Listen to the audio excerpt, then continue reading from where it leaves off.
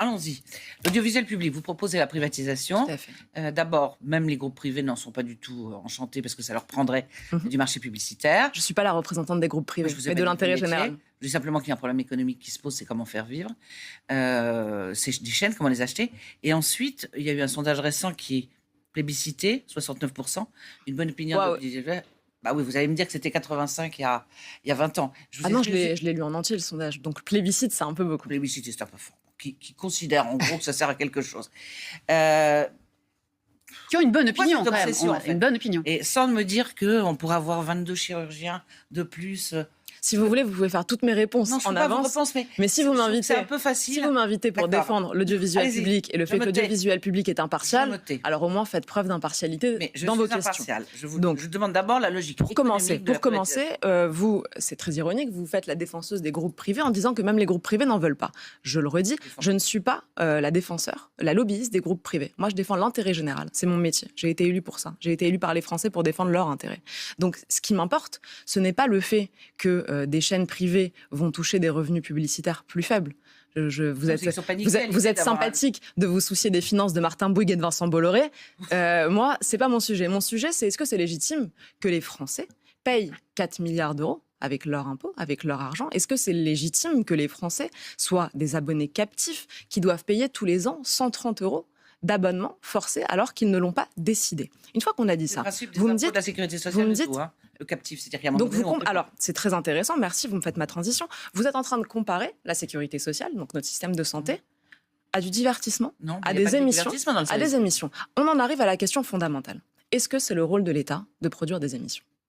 Il y a les émissions religieuses, il y a des adaptations de fiction française. Mais est-ce que c'est le rôle de l'État? Est-ce que le rôle de l'État est de faire de l'audiovisuel? Et là, pardonnez-moi, c'est un point fondamental. C'est 4 heures par jour dans la vie des gens, c'est pas quelque chose qui est ridicule. Mais vous savez que les Français peuvent passer 4 heures par jour sur des groupes privés. Mais j'en suis absolument convaincue. Est-ce que c'est nécessairement le rôle de l'État? Je réponds. Il y a un certain nombre d'obligations quand même. Dans le service public, on fait pas... Vous savez que les chaînes privées ont des obligations. Ça s'appelle un cahier des charges. Vous savez qu'on a même fermé C8 parce qu'ils ne respectaient pas ces obligations selon l'Arcom. Absolument, mais il y a quand même un Donc il y a des obligations. Il ne faut pas faire croire que quand c'est pas le service public, ce sera le Far West. On peut mettre un cahier des charges. Je réponds sur ça typiquement. On peut nous dire, s'il n'y a plus de service public, il n'y aura plus de culture. Déjà faux. Vous prenez Radio Classique, ça appartient à Bernard Arnault, si je ne m'abuse, il y a de la culture. La logique économique de Radio Classique n'est pas la même que celle de la télévision. Non, vous avez raison, celle de la télévision publique, c'est une logique d'engloutissement des impôts des gens, donc qui est toujours déficitaire. Je peux vous donner plein d'exemples, mais typiquement, si je reprends sur la culture, ça n'est pas comme si... Pardonnez-moi pour France Info, ça n'est pas comme si vous passiez des concerts philharmoniques à 20h et des tragédies grecques le matin. Non. Bon, donc une fois qu'on a dit ça, vous faites ce que font les autres chaînes info. Et vous le faites correctement d'ailleurs.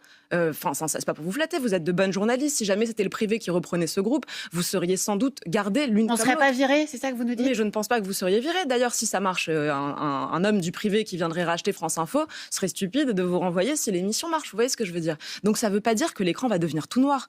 Privatiser, ça ne veut pas dire que la chaîne disparaît. Moi, je suis pas comme Emmanuel Macron qui veut virer Énergie et C8. C'est pas trop mon modèle. À l'inverse, quand vous prenez TF1, parce que prenons quelque chose qui a marché. La privatisation, c'est pas une idée farfelue qui n'a jamais marché. En 1987, vous avez le groupe TF1. Donc la première chaîne qui est vendue au privé. Pouvait absorber ça. Qui est vendue au privé. Mais vraiment, vous êtes soucieuse des intérêts financiers du privé, c'est fabuleux. Je ne suis soucieuse de rien. Ça s'appelle la concurrence. Il y a un marché. Comme sur tous les marchés. Mais vous savez que votre argument, madame, c'est exactement ce qu'on disait quand il y avait 6 chaînes de télévision et qu'on est passé à la TNT. On dira, on n'y arrivera jamais. On n'y arrivera jamais, il y aura 20 chaînes. Comment est-ce qu'on absorbera? Eh bien, les prix ont baissé, c'est tout. Ça s'appelle la concurrence. Vous pensez qu'il y a des gens qui passeront le jour du Seigneur, les gens s'en remettent. Toutes les obligations qu'on a. Mais vous savez comment? Vous faites un cahier des charges. C'est-à-dire que le jour où vous vendez... Donc vous refaites quelque chose comme un service public. Vous faites le cahier général de France Télévisions, un groupe qui doit parler à tout le monde, qui a une série d'objectifs, de neutralité, d'impartialité. Non, n'allons pas sur la neutralité et l'impartialité, parce que sur ce sujet, pour le coup, le service public n'a aucune leçon à donner. J'ai lu Madame Arnault. Le service public n'a jamais été condamné pour des manquements à la neutralité ou à l'impartialité. Jamais. J'ai lu plusieurs décisions de l'Arcom qui vous rappelaient à l'ordre. Et là, ça n'était pas CNews qui le faisait, c'était l'Arcom qui le faisait. Il y a eu des excuses, il y a eu des explications, il y a eu des rattrapages. il y a eu des rattrapages, parfois même les rattrapages On a étaient beaucoup manqués. d'antennes, Exemple, Les mises en garde qui ne sont pas des les sanctions. fameux sondages où vous trafiquez les échelles. Alors, on ne sait pas qui trafique Ça, les c'est échelles. une erreur, c'est pas J'ai du entendu, c'était une erreur quand vous l'avez. On ne trafique pas les échelles sur France Info. Je ne peux pas vous laisser dire ça, Sarah L'erreur Knafo. a été. Alors, ça On n'est pas moi on qui l'ai fait- dit. Je vais citer M. Adjari, le président de l'Arcom, Allez-y. qui dit il est vrai que parfois sur France Info, il y a un manque de rigueur. Je le cite en commission Oui, d'enquête. mais ça veut pas dire un C'est lui qui, trafic. c'est lui qui le dit. Alors ensuite, quand on prend cette question des sondages, vous sortez un deuxième sondage, le deuxième est trafiqué aussi.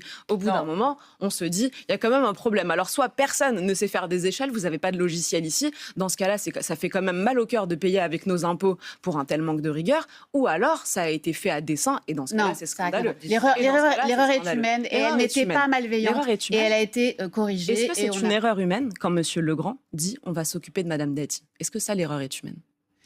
Il ne travaille pas sur France Télévisions. Et d'abord, il a été. Thomas il a Legrand. été- Est-ce que Et c'est il a été- l'audiovisuel il a été- public? C'est très compliqué. Est-ce Après, que c'est parce l'audiovisuel là, public? On ne peut pas ne pas aborder l'audiovisuel. Mais d'un autre côté, on Et est. il nous reste 20 secondes, on ne va Il pas est faire le difficile procès pour nous, de soit- Thomas Alors, Legrand. privatisons l'audiovisuel public, ça permettra d'économiser aux Français 4 milliards d'euros par an, de faire une belle vente, parce que je suis sûre que vous trouverez repreneur, mesdames, sans vous flatter, de faire une belle vente, de gagner un impôt sur les sociétés, comme on l'a fait en 87 avec TF1, qui est devenu bénéficiaire très rapidement. Aujourd'hui, c'est un groupe qui marche mieux que le vôtre, qui dépasse indépendant. France. On a entendu, Indépendance on du a pouvoir. entendu votre point de vue et vous avez pu l'exprimer sur l'audiovisuel public ce soir. Merci beaucoup, Merci à vous, mesdames. Sarah Knafo, d'avoir été notre invitée. Les informés de France Info, tout de suite.